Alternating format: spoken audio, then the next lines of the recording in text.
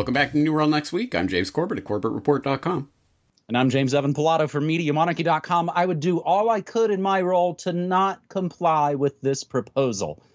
We've got that story plus Belt and Road boondoggles, but first on this sort of three flavors of financial tyranny episode, a Neapolitan ice cream of poison, if you will. Banks around the world are suffering, which would be great if the headline stopped there, but unfortunately it does continue to scroll. Banks around the world are suffering big outages, leaving millions of customers in the lurch at the worst possible time. We grabbed this from our buddies at Activist Post via Naked Capitalism. I think, James, again, it's the rich tapestry that we've been doing, not only these nearly 12 years, but for the last 18 and a half months of the scamdemic. It is all part of the perfect storm. The intentional controlled demolition of seemingly everything continues. And when you say controlled demolition, you got to start out in New Zealand. Now in its 7th week of nationwide lockdown, one of the country's largest lenders, Kiwibank, went down the other day, leaving many of its customers in the lurch. It is one of a string of IT outages the bank has suffered over the past 3 weeks after a DDoS attack on New Zealand's third largest internet provider caused IT crashes at a number of lenders, including Commonwealth Bank and Anz Bank. New Zealand, of course, not the only country, because it is a new world order, to have suffered major outages within its banking system in recent weeks. UK, Japan, South Africa, Venezuela, Mexico. On September 12th, operating failures at Mexico's largest bank, BBVA Mexico, left 24 million account holders unable to use the bank's 13,000 ATMs, can't use the mobile app or in-store payments for pretty much a day, 20 hours. It being a Sunday, you, of course, couldn't call up and get anybody in the office. On July 22nd of this year, the websites of 6 large banks, Lloyds, HSBC, Tesco Bank, Bank of Scotland, Halifax, and Barclays, were brought down by a global internet outage, if that sounds familiar, allegedly caused by a botched software update at hosting service Akamai. 5,000 miles away from the UK on the other side of the Atlantic, 16 million customers of Venezuela's biggest bank, Banco de Venezuela, had to recently endure 5 days without the bank's online platform. As tends to happen in these cases, we only hear about it because people go online to vent their anger on social media. September 30th, Mizuho Bank, one of Japan's 3 mega banks, experienced its 8th IT system failure so far this year, basically one a month. All of these bank outages are happening for a variety of reasons, from internal problems within a bank's IT system, botched updates, cyber attacks, the downing of the hosting service. But one thing they all highlight is the inherent fragility of a centralized banking IT system at a time when people are using less and less cash and becoming more and more dependent on these digital banking services. James, the bankster, technocrat eugenicists that have been pushing this cult ritual have basically, I heard this on a horror movie the other day, pushed us down the stairs and broken our legs, and now they're trying to sell us their brand of crutches. James? Yeah, exactly right. So, what's the solution to this centralized banking IT infrastructure that's obviously so unstable, that is running these transactions of these centralized fiat currencies that are all digital and electronic these days? What's the solution to that? Well, more governmental regulation to step in, centralized governments to come in a centralized fashion to make it even more centralized, right? That's the only solution we can think of here. I think we know where this problem reaction solution is going. Look at this bank failing over here. Look at that outage over there. Oh, look at this. These millions of customers left in the dark for days or weeks. What are you going to do when you can't access your cash? So this story is good. It puts together quite a few different examples of this taking place, as it says, for different reasons in different parts of the globe, affecting different people. Part of this sort of global, worldwide unrolling psyop that is going to be used as one of the excuses of why, well, we're going to have to take central bank digital currencies. And don't worry, the central banks will be building this from scratch, not on these old legacy systems that, as this article points out, is one of the reasons why the banking IT infrastructure is so inherently unstable because they're built on these legacy systems built on COBOL programming language that very few programmers even know how to use anymore. And it's all this teetering house of cards. We need to start from scratch with, say, a central bank digital currency that'll be built with this handy new blockchain app wallet that it's all decentralized. Oh no, it's not decentralized at all. They'll know every single transaction you make. So I think we know where this is heading, and I think that's articulated quite well in that story of Mizuho Bank here in Japan, where they note that one of Japan's 3 mega banks, Mizuho, experienced its 8th IT system failure so far this year, just a couple of weeks ago. And the system outages at Mizuho date back almost 2 decades because of a merger that took place at that point, and they've spent $3.6 billion trying to fix this tottering infrastructure to no avail. But so what's the response to this? Well, of course, this past when this latest outage happened, the Japanese government, it was the final straw for Japanese financial regulators, which requested that Mizuho submit a work plan for system maintenance and updating in a rare move to effectively oversee the system of a megabank, reported Kyodo News. So, of course, what's the answer to this? It's government stepping in to make sure. Oh, don't worry, government regulators will know better how to handle this than these silly bank IT administrators, right? Of course, hanging behind this conversation and the broader conversation, because this is just one slice of that greater pie of the cyber pandemic, the coming global outages that we got the taste of. Facebook's down this week. Oh no! Just as the whistleblower is coming out, the highly touted whistleblower that I know you've been covering on Morning Monarchy. So this is just one sort of flavor of that Neapolitan ice cream of cyber pandemic that is going to be affecting us all. But the specter that's hanging behind it, as always, is of course the cyber false flag, virtual false flag that we have been talking about year after year after year after year here on New World Next Week, because it is in the cards. It is a card up the sleeve that is gestured to in this article when they're talking about Venezuela's biggest bank. Banco de Venezuela had to recently endure 5 days without the bank's online platform. When the platform was finally restored on September 20th, Venezuela's vice president laid the blame on the U.S. government, which she accused of launching an intense and aggressive cyber attack against the bank's IT system. Yes, the biggest perpetrators of these types of outages are going to, or at least the most spectacular examples of this, are going to be the government operators who are going to go in and change things behind the scenes. How will we ever know?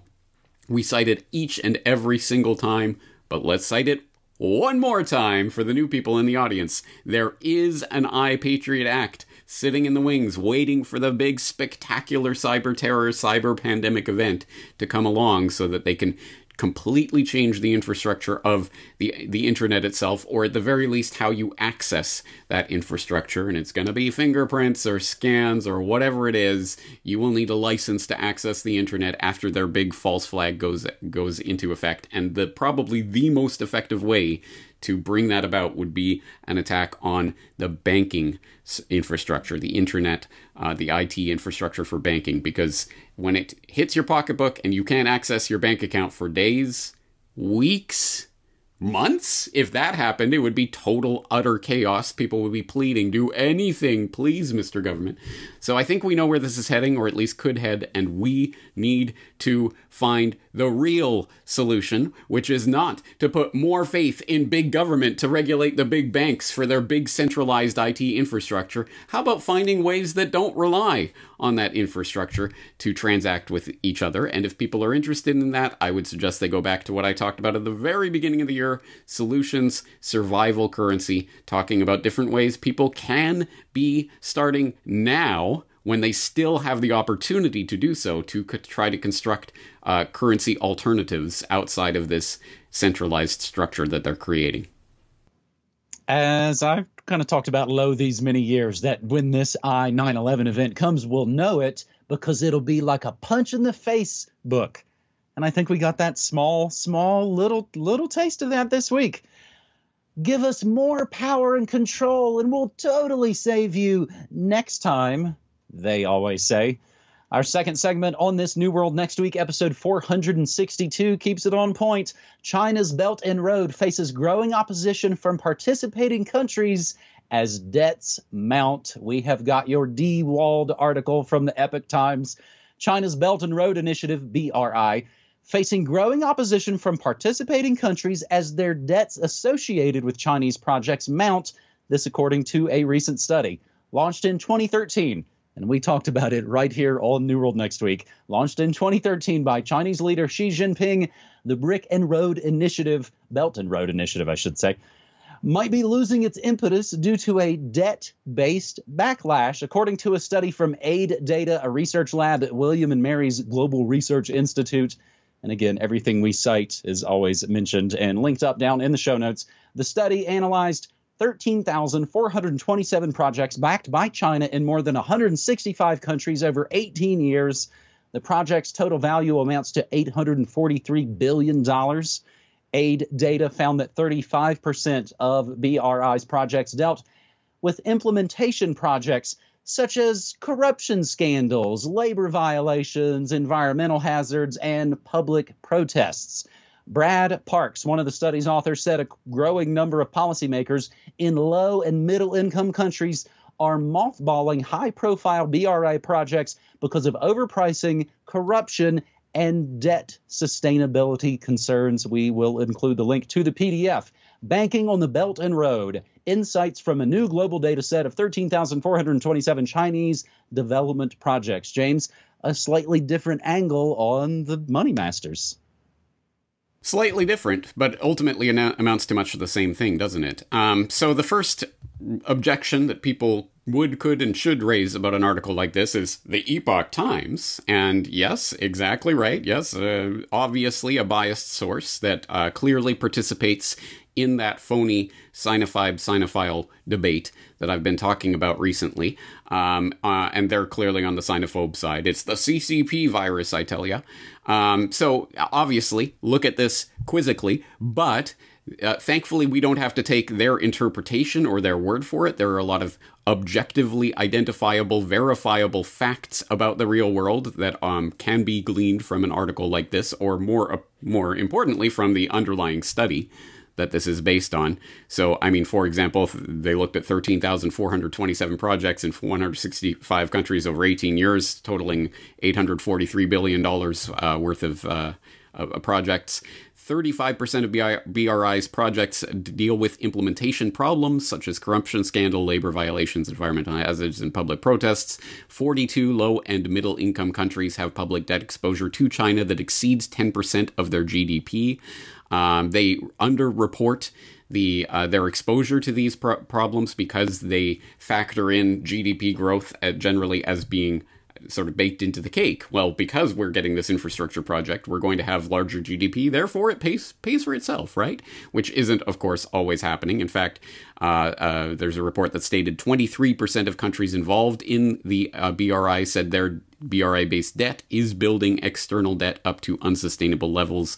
They cite the Sri Lanka Hambantota port deal, the 99-year lease that's been made with China. There's a lot to say about that, and a lot has been said both ways. But anyway, these are identifiable parts of the real world, and the fact that there is country after country now canceling their various BRI projects with China or scaling them back. Malaysia canceled $11.5 billion worth in projects. Kazakhstan canceled over $1.5 billion. Bolivia over $1 billion. So there's definitely some debt trap diplomacy going on here. Which, of course, flies in the face of the narrative of the Sinophiles that China is just spreading love and gumdrops all over the world, everywhere they go, yay, on their new Silk Road. And they're only interested in helping countries around the world with their wonderful debt-based... No. It's just China learned from the masters, the World Bank, the IMF, that have been doing this debt trap diplomacy for decades, if not a better part of a century. So, yeah, nothing new here in that regard. But I think... so this is valuable data that, as I say, is verifiable. We don't have to take the Epoch Times word for it, and we probably shouldn't.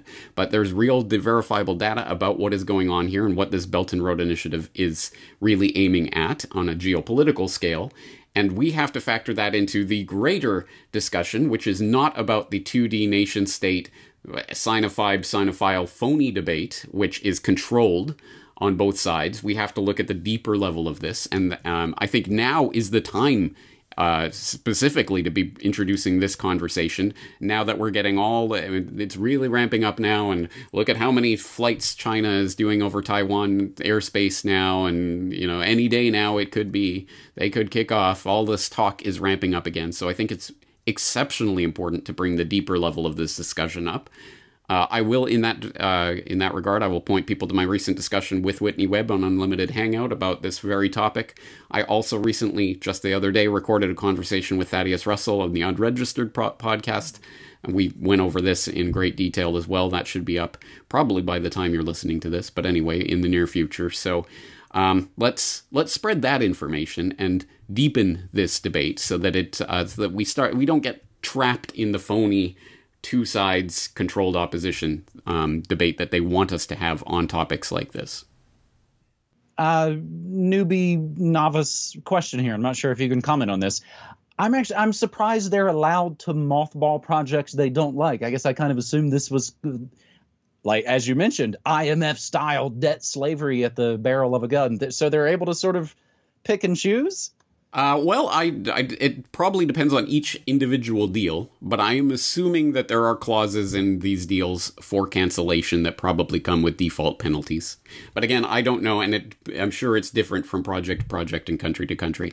But yes, I don't think that the actual specter of Chinese invasion of a country for canceling one of these projects is quite on the table in the same way that it might be with the World Bank or IMF, at least.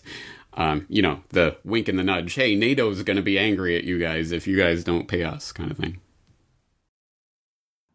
Our final look at funny money on this New World Next Week episode 462 comes with a side of Hellscape USA, but it is pushback style. Yellen defends IRS rule requiring banks to report all transactions over $600. Treasury Secretary and one of the richest in the Biden administration, Janet Yellen, is defending a Biden administration proposal that would require banks to report data to the Internal Revenue Service, the hated IRS, on transactions over $600, calling the collection of information routine after taking heat for the idea that is widely seen as an unprecedented invasion of privacy, and that's putting it kind of mildly from the New York Post. But the pushback, good news part of this, states revolt against Biden's bank snooping plans. Missouri and Arkansas become the latest American states to say they would not comply with the Biden proposal to force banks to hand over transaction data over $600 to the IRS. I will stand up to this government overreach and protect the privacy of those account holders, State Treasurer Scott Fitzpatrick said in a statement. Turning over their transaction data to the federal government is illegal under Missouri law and a gross violation of Missourians' expectation of privacy when it comes to their personal financial records. I will not turn this information over to the IRS voluntarily and will fight in court to block any attempts by the federal government to compel my office to comply with this mandate, Fitzpatrick said. The states follow both West Virginia and Nebraska in promising to defy the policy. Arkansas State Treasurer Dennis Milligan told Daily Mail he would not hand over citizens' data to the IRS either. It would be absolutely absurd for me to turn over their private account data regarding money they're saving for their loved one's future to the IRS, and I do not intend to do so. I would do all I could in my role to not comply with this proposal. West Virginia State Treasurer Riley Moore said that no state should comply with the IRS plan, which was hidden inside the $3.5 trillion budget reconciliation bill, which State Treasurer Riley Moore calls an unconstitutional invasion. The impact this is going to have on community banks, this is like Dodd-Frank on steroids. He said big banks who supported Biden would be the beneficiaries of the proposal. And James, that is, of course, part of this story. You might even notice I shrunk the headline a little bit. GOP states push back against Biden proposal. So again, it's always posed as this fake left and right in the two-party illusion. I would not be surprised at all to see some Democrat states basically joining in on this. Esteemed Wyoming Senator Lummis said, and there is a video and you can see it, Secretary Yellen, do you distrust the American people so much that you need to know they bought a couch or a cow? And then on the flip side, from senator to rando dude on Twitter, LMAO at the IRS $600 watchdog law after they issued you $600 UI distributions. Remember the Biden bucks? They seriously coming after your side hustle you created to survive their insane lockdowns. They killed small business and they can't pay their debt, so they're coming after individuals now. James, I guess my question, and maybe I suppose I'd be better off to answer this as an American than you could the criminal U.S. government actually keep track of all this? Is this a tenable proposition in the first place? Well, maybe not under the system as it currently exists. So what would they have to do in order to make that tenable? Controlled demolition, and in the ashes emerges a central bank digital currency? Hey, all roads seem to be leading towards a certain solution that, boy, they just happen to be working on behind the scenes right now. There's white paper after white paper coming out from central bank after central bank about implementation of central bank digital currencies. But I don't know. I don't know if the public's going to go along with it. Hey, here's another way that we can try to jam this into the conversation.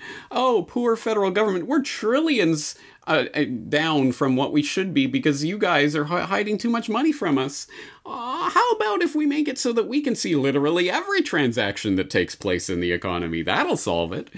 So that would, in a sense, make this new rule kind of a moot point. But anyway, I think this is one step toward it. And yeah, the synchronicity of the $600, I think, actually does quite nicely give away exactly what this is about and exactly how this works. Again, yes, they are demolishing the economy with their lockdowns and everything so that they can get you hooked on these Biden bucks and UI payments that will turn into the UBI, and oh, everyone gets this wonderful check from the government. And check. Oh my God, that's so last century. I guess it'll have to be some sort of digital. If only everyone had some sort of wallet that directly tied into the central bank. Maybe a central bank digital currency. That would be the way to distribute it. All roads leading to this new, it's a changeover in the monetary paradigm that's happening right now. That is what is taking place right now. I've said it before, I'll say it again. The scamdemic is just one of the justifications that they're going to use for their pre-made solution. So keep that in mind, and every single one of these stories converge on it, and it's exactly what I was just saying for story one. Well, if the solution isn't to fall into their CBDC trap, what is it? And the only solution that is viable are the ones that we create and that we participate in. And we have to start that legwork from the ground up, because if we wait for some institution to come along and swoop in and save us, it will be the debt trap, kind of like what Chinese victims are experiencing right now all around the world. All these stories are of a piece, and it is about the controlled demolition of various economies and the people who will swoop in to save you with strings attached, of course. So if you don't want that to happen, you're going to have to find ways to work outside of this system. That episode is quite as I like to say on my shows, quite the rich tapestry. In closing, James, I mentioned this to you off mic a couple of weeks ago. People have uploaded some Corbett documentaries to ThemTube, and the title says History Channel documentary. And it's actually gotten folks to watch who otherwise would have knee-jerked away from alt media. An awesome Media Monarchy member, Mandy Memes, has actually been keeping us up to date. My brother's been getting my dad to watch more Corby documentaries, telling him it's the same guy who did that History Channel Big Oil documentary he liked so much. My dad really liked the Afghanistan one. We are tricking him awake. James, we got to do what we got to do. And in closing, again, I'll remind folks, we just launched it. The New World Next Week store is still kicking butt. We are getting down to the last bit of Bill Gates and 9/11 Trillions DVDs. There are more in the works. I guess the update. Surprise, we can't ship to New Zealand or Australia at this time because they're under complete scamdemic police state lockdown. Yep, that. And the United States is the one that has halted shipping there. So for the time being, we're not able to ship to New Zealand or Australia here from the States. NewWorldNextWeek.com currently has DVDs and radio plays, merch, and more coming soon from both of us. And of course, what becomes more important, James, we've still got my post office box. It's really turned into a great way to send mostly untrackable support cash, coins, precious metal, yen, Utah gold bucks. I accept every bit of it, and then I split it with James Corbett while I stream news, music, memes, and more. Monday through Friday, 9 to 5 Mountain Time at MediaMonarchy.com/listen. James? Hats off to all the people who are finding creative ways to spread this material to people who would knee-jerk away from it. So yes, hats off to that. And I will make note of someone on YouTube who has started a Corbett Report channel with my branding on it. It has nothing to do with me. I don't know who's doing it, but he is uploading, they are uploading every single one of my videos to YouTube, which is particularly odd because we're talking about vaccines. We're saying do not trust your health authorities. They are lying to you. The things that you're not allowed to say on YouTube. Somehow, these videos are being uploaded to YouTube and they haven't seemed to be taken down yet. I don't know. Whatever. If you're watching this on YouTube, number one, I am not on YouTube. Someone else is uploading this. Number two, stop watching YouTube. I even see in the comments of these YouTube posts that this person is doing, people going, James, you disappeared for a while. Glad to see you're back. No, I didn't disappear anywhere. YouTube deleted my channel. They are censoring information. Stop watching YouTube. You have been warned. Anyway, on that note, hats off to the people who are reaching out into that matrix and finding ways to spread this information, because it's unfortunately the only way we're going to be reaching new people from now on is doing tricks like that, because we are in information warfare, and James and I are going to be here week after week after week fighting that war. I hope you guys will be here to support us. James, see you again next week. Thanks so much, buddy. Take care.